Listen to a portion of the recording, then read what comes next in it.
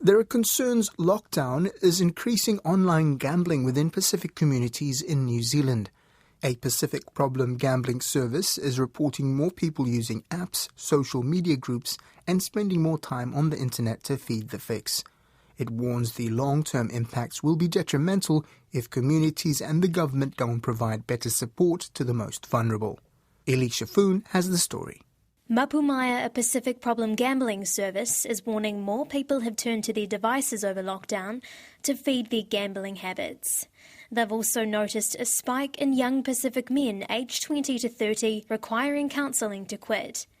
Mapumaya Director Pesio Ahone says it's a major issue which has long-term impacts. We started hearing that they were gambling online.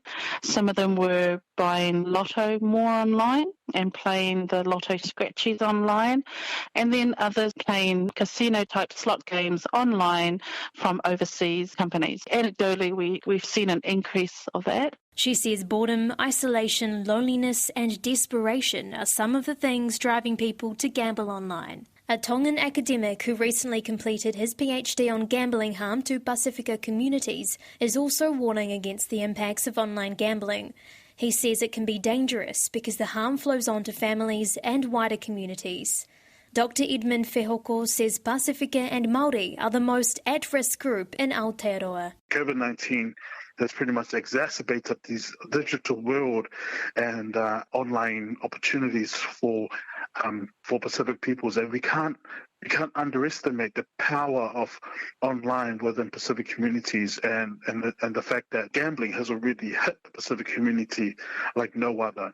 Dr. Fehoko says it does not help that apps and online accessibility to gambling is now greater than it has ever been before. If you watch Lotto, for example, right, and they read out the winners, where are the majority of the winners coming from? My Lotto app. And the exposure for that already creates interest and excitement for Pacific people to download the app and put money into it, and that's how they carry on their gambling behaviors in a COVID-19 world.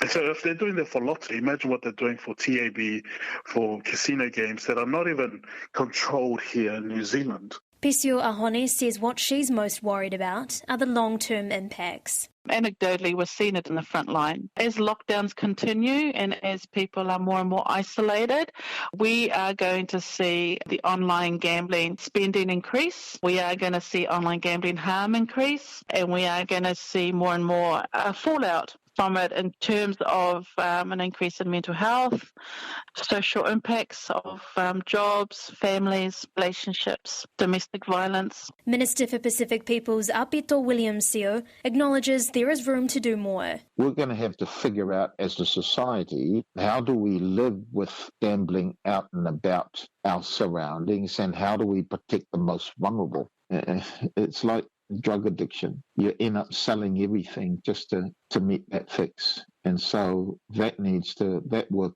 needs to be supported. Mapumaya is eagerly awaiting the New Zealand government's review of online gambling and are calling for stricter policy and regulation of gambling in Aotearoa. What are the ingredients for a perfect telenovela? Obviously, you need twins, a rich one and a not-so-rich one. You need a terrible accident and mistaken identities. Throw in a charming prince, a cruel stepmother, and a father with dark secrets. Oh, and don't forget the nun. Wait, there's a nun? This show has all that and much more. Princess of South Beach, a telenovela like you've never heard it before. Listen to Princess of South Beach wherever you get your podcasts.